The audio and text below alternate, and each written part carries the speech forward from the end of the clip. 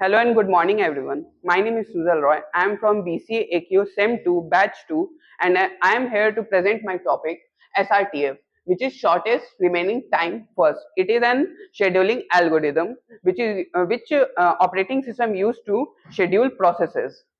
So it has criteria on burst time and mode is primitive. Primitive mode means when the process come in ready queue, it will also go and run. It will go on run and again return to ready queue. Now let's understand with using an example. Uh, so here we have taken an example. First we create a Gantt chart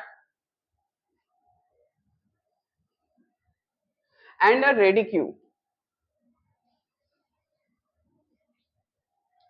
So at the time 0, P1 come in ready queue and it will also come in run. So it will schedule for 1 unit and it will return again to the ready queue. So at the time to 1, P2 will come into ready queue. We will compare their BT. P2 have less BT, so it will run. It will go into run and schedule for only 1 unit, and it will also return to the ready queue. So at the 2, P3 came. We will compare their BTs. P3 have lowest BT. It will come into run and run for and schedule for only 1 unit and return to the ready queue.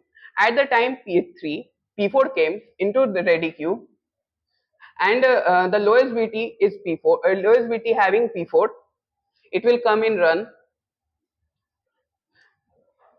and here P4 is terminated because P4 only have P4 only have one unit burst time. Now at the time 4, P5 came, and at this point all the processes come into the ready queue, and now the scheduling mode will be non-primitive. So for the non-primitive mode, all the processes will only came into run mode, and it does not uh, does not go back to the ready queue. So we will compare first the P4 is terminated, and all the BTs which have run previously will become less because one unit of BT already occurred. 8. Now we will compare from the remaining BT whose BT is less, which P3 have less BT, so it will schedule.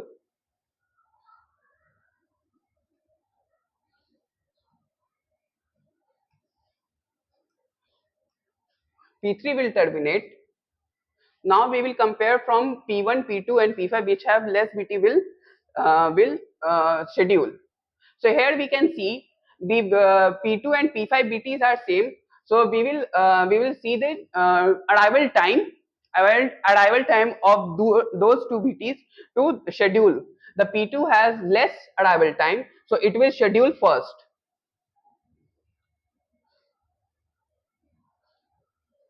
P2 will terminate. Now from the remaining processes, we will compare the BT. P5 have less BT than P1, so it will go to the ready queue and schedule.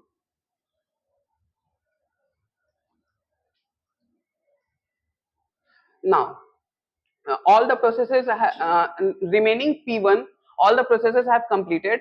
So for last, P1 will schedule.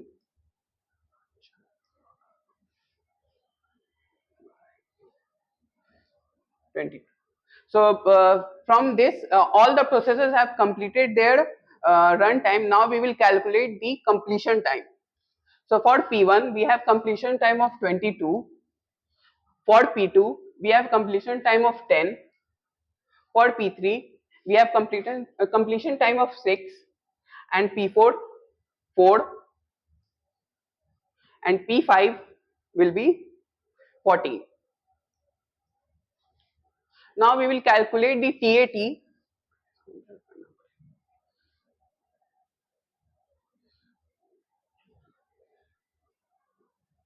Now we will calculate TAT, which is CT minus AT. So 22 minus 0 is 22. 10 minus 1 is 9. 6 minus 2 is 4. 4 minus 3 is 1. 14 minus 4 is 10. Now for the last we have WT, which is a waiting time. Waiting time, we will calculate the waiting time by using TAT minus BT. 22 minus 8. So this will be 14. 9 minus 4, 5. 4 minus 3 will be 1. 1 minus 1, 0. And 10 minus 4 will 6. Now for the, there is a response time. We will calculate also the response time. Oh, short नहीं हो रहा है.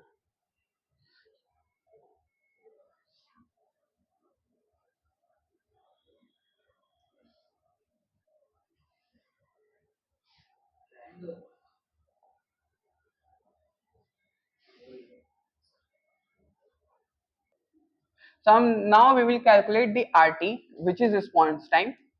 Response time means first arrival time. यही हो जा रहा है.